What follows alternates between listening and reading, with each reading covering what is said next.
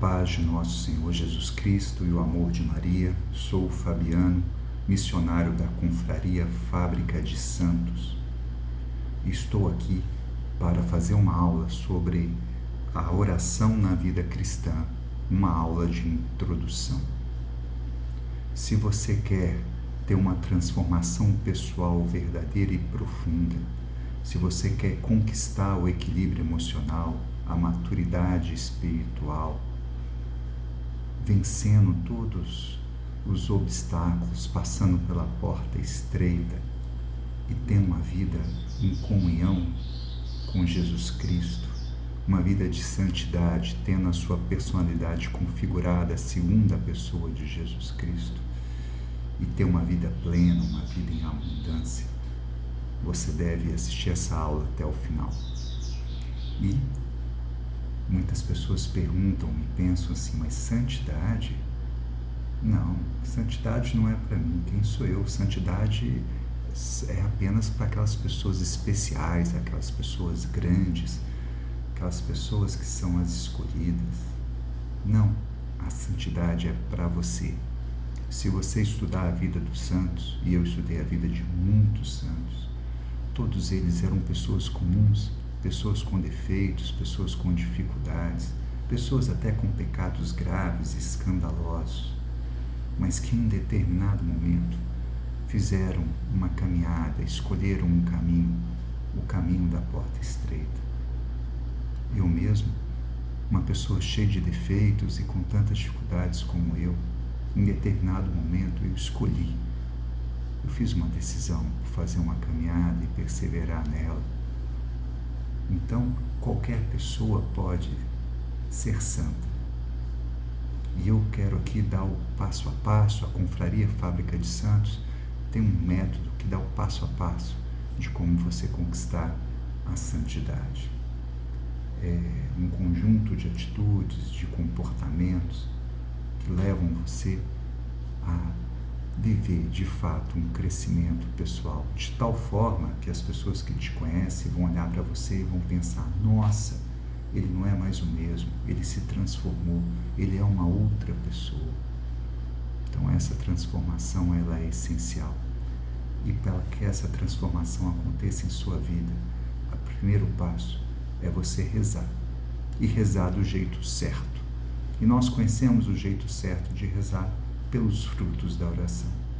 Se você reza e vê uma transformação profunda acontecer na sua vida, você está rezando do jeito certo. Se você reza e permanece sempre a mesma pessoa e nada se modifica em você, é porque você está rezando de um jeito errado. Então vamos à introdução desse tema e nós vamos tomar por parte o Catecismo da Igreja Católica, que ele está aqui diante de mim. Nós estamos na quarta parte, a oração cristã.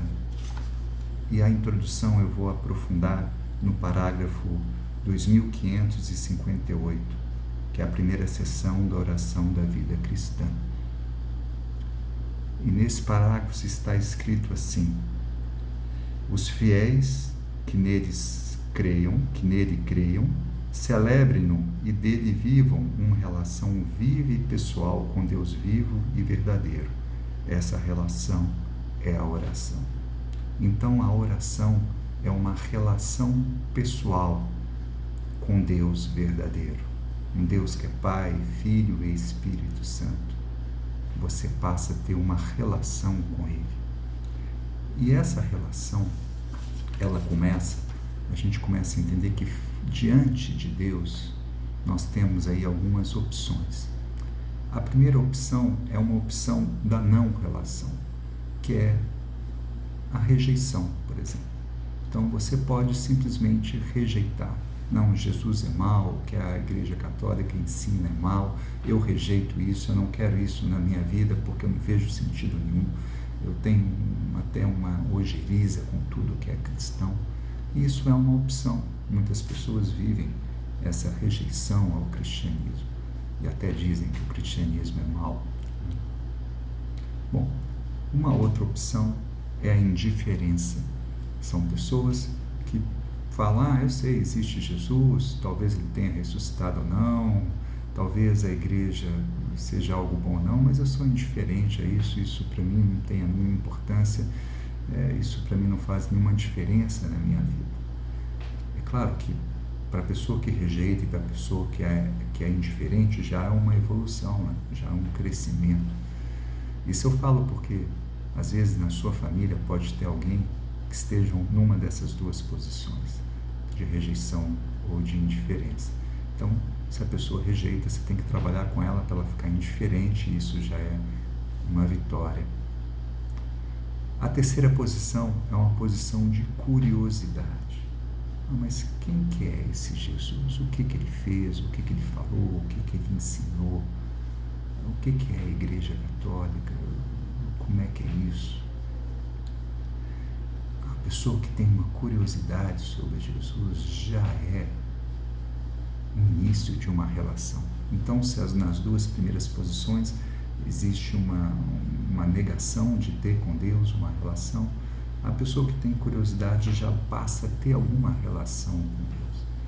Ela já fica ali curiando, ela fica ali olhando, ela fica ali observando. E aí é interessante que ela observa principalmente as pessoas que frequentam a igreja. E daí a importância de entendermos o poder que tem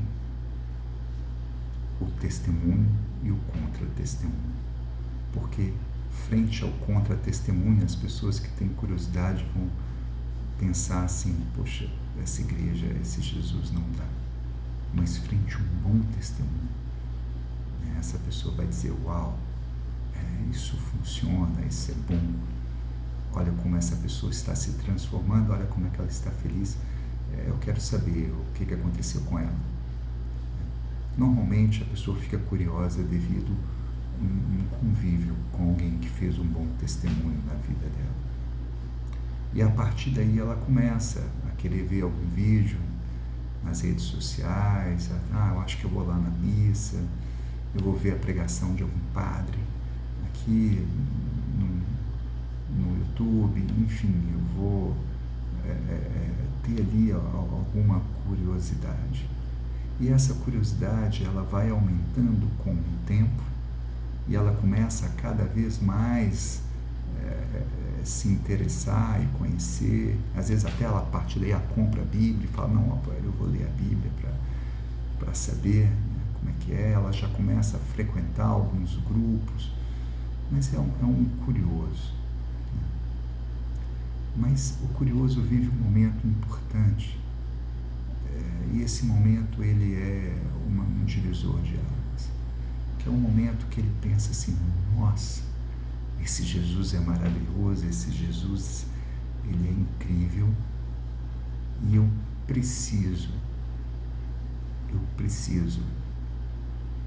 me decido por ter uma experiência com ele. Então, o curioso sai da fase de ser um curioso e passa para a fase de ser um decidido. Eu decido ser um dele. E essa decisão, ela precisa ter uma raiz profunda no ser humano. Às vezes a pessoa decide, depois volta atrás, passa por alguma decepção e volta atrás, mas sempre essa decisão ela é algo importante no caminho da relação do ser humano com Deus. Ali ela está verdadeiramente decidida. Bom, depois da decisão, nós temos a dedicação. A dedicação é fundamental, porque uma vez que eu decido por Deus, eu preciso ser dedicado. Então isso quer dizer que a pessoa começa a ir na missa todo domingo, a participar de um grupo de oração, participar de um momento do terço, começa a rezar o terço todos os dias, começa a ler a liturgia todos os dias. Ela começa ali a ter uma dedicação em relação àquela decisão que ela tem, um esforço, e isso vai exigir que ela tenha um pouco de perseverança nisso, e ela vai começar a tentar descobrir o que ela precisa fazer para ter um encontro pessoal com Deus. Qual que é a atitude, qual que é o comportamento, como é que ela reza, que ela faz para ter com Deus um conhecimento, para ter com Deus uma experiência profunda. E ela persevera naquilo, ela vivencia aquilo, e em determinado momento, e esse é um momento muito especial, ela tem um encontro pessoal com Jesus Cristo. Ela, num momento de oração, Jesus chega até ela, e aquela pessoa tem um momento de efusão do Espírito Santo. Ela tem um momento de um encontro, de uma maravilha com Deus. E depois desse encontro, acontece duas coisas. Primeiro, ela sente uma alegria que o mundo não tem, uma alegria que é do céu, que só o Espírito Santo tem para dar, uma alegria que é um fruto do Espírito Santo. Essa alegria, essa felicidade independe dos problemas, dos sofrimentos, das doenças, das dificuldades da vida. Ela é uma alegria celeste, uma alegria incrível. E a segunda coisa, ela fica doida para convencer outras pessoas a terem o mesmo encontro, a mesma experiência. Então ela sai falando para todo mundo, tanto que Jesus é maravilhoso, tanto que Jesus... E ela fica empolgada depois desse encontro pessoal com Jesus Cristo. Então, a partir desse encontro, a gente pode dizer que a pessoa entrou dentro do castelo interior. Esse encontro pessoal com Jesus Cristo é a entrada dentro do castelo, e ali ela começa a ter com Jesus um relacionamento. Ela começa a ser um iniciante. Esse iniciante, ele começa ali a ter uma conversa inicial com Jesus, às vezes uma conversa mais superficial, uma conversa de poucas palavras, mas uma frase que Jesus fala para a pessoa já é ali uma grande alegria, uma grande felicidade. E nesse momento é quando Jesus apresenta três questões principais. Jesus apresenta para a pessoa o objetivo maior, o grande propósito da vida dela, começa a apresentar isso, ele apresenta isso aos poucos, mas ele vai dando um sinal dessa caminhada. A segunda coisa, ele apresenta para as pessoas o seu defeito principal, o seu defeito predominante. Então a pessoa começa a enxergar ali qual que é um defeito que ela tem, e ela começa a entender que esse defeito predominante é o principal inimigo que ela tem. E a terceira coisa é que Jesus começa a dar para ela as virtudes, as primeiras virtudes, principalmente a virtude da prudência, da justiça, a virtude da fortaleza, da temperança, a virtude da fé, da esperança, da caridade, que são as primeiras coisas que os iniciantes estão ali começando. Aí você pode estar se perguntando agora, mas como é que uma pessoa pode frequentar a Igreja Católica por 10 anos e a gente nunca vê crescer nessa pessoa uma possibilidade dela enxergar um defeito grave que ela tem, ou defeito predominante dela? Ou como é que uma pessoa está dentro da igreja e ela nunca cresce na prudência? Ela está dentro da igreja, é injusta de diversas formas. E eu te respondo, essa pessoa está rezando errado, porque Deus não erra. Deus dá as virtudes a todos aqueles que pedem essa virtude e de coração sincero querem viver essa virtude. Por isso que a Confraria Fábrica de Santos quer ensinar as pessoas a rezar de um jeito certo, a ter um relacionamento com Jesus de uma forma certa, porque muita gente consegue ficar dentro da igreja uma vida inteira e nunca ter uma virtude sequer. Então, nunca crescer numa virtude sequer, que ter virtudes todo mundo tem, mas nunca ter as suas virtudes ampliadas. Então, é necessário que a gente aprenda quais são as virtudes, quais são os defeitos, quais são os pecados, porque uma vez que eu conheço quais são os pecados, eu consigo olhar para dentro de mim e ver. Então, é importante se entender que quando a gente tem uma vida de oração correta, à medida que Deus se revela a nós, Ele nos revela a nós mesmos. Então, o caminho de santidade é sempre um caminho de conhecimento de Deus e, ao mesmo tempo, um caminho de autoconhecimento. Que eu preciso viver a ascese, que é a aquisição das virtudes e dos dons, e a purificação ou a mortificação, que é quando eu retiro de mim os meus pecados, os meus vícios e os meus defeitos. Essa é a caminhada que o iniciante faz. Depois dessa caminhada, chega em determinado momento que a pessoa toma uma decisão na vida. Ela decide renunciar a ela mesma, carregar a sua cruz, abandonar tudo e ser de Deus. Ela decide se esvaziar de si mesma, a desapegar do mundo para viver para Deus, viver para a santidade, viver para servir. E nesse momento ela deixa de ser um iniciante, deixa de ser um servo iniciante, e passa a ser um amigo de Deus, um perseverante.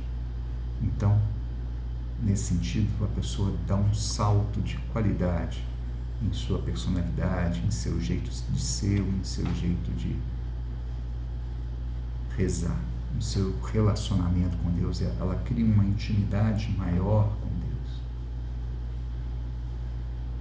E nessa intimidade maior, nós vemos abundantemente que a pessoa vai desapegando de tudo, da vida, vai se mortificando, vai carregando a sua cruz. Há aí um relacionamento diferente com o sofrimento, porque antes a gente foge do sofrimento e quando sofre fica desesperado, mas nesse momento, não que a gente vá atrás do sofrimento, mas quando o sofrimento bate em nossa porta, a gente acolhe ele e une o nosso sofrimento ao sofrimento de Jesus na cruz, e entende que o sofrimento ele tem como fruto a santidade, as virtudes e o crescimento pessoal, porque a porta estreita é justamente a capacidade ou não do ser humano de olhar para o sofrimento e transformar o sofrimento em virtude, em sabedoria, em prudência, em justiça. Então, o perseverante, ou aquele que se tornou amigo, um amigo é mais próximo do que o servo, né? Que o servo não sabe o que seu senhor faz, mas o amigo sabe o que seu senhor faz. E até a última etapa, que quando a gente se torna um progredido ou um noivo. Um noivo é quando você tem com Jesus uma atitude esponsal, uma atitude profunda. E nesse momento, somos passivos, porque a partir daí é Deus quem faz. Nós estamos totalmente entregues a uma obediência profunda, na convicção que se eu obedecer ao meu Senhor Jesus, eu serei feliz, eu terei vida em abundância, vida em plenitude. Então eu quero uma obediência e espero nele os seus sinais, espero nele as suas ordens para obedecê-las todas. Então, a vida de oração é uma vida que passa por todas essas etapas, desde que a pessoa reze certo. Porque se a pessoa não reza, ela não vai crescer em etapas. Muitas pessoas empacam numa etapa e não conseguem evoluir. Então, por isso que essa aula é sobre a introdução da oração. E por isso eu te convido a ter uma relação viva e pessoal com Deus vivo e verdadeiro, crer nele, celebrar Ele. Eu celebro a ressurreição de Jesus, eu creio em Jesus, eu confio em Jesus. Esse é o fruto da oração. Então, Eu convido a você a participar da Confraria Fábrica de Santos. Dê um like nesse vídeo, siga-nos nos nossos canais do Instagram e venha participar de uma transformação pessoal profunda. Venha para a nossa família. A paz de nosso Senhor Jesus Cristo e o amor de Maria.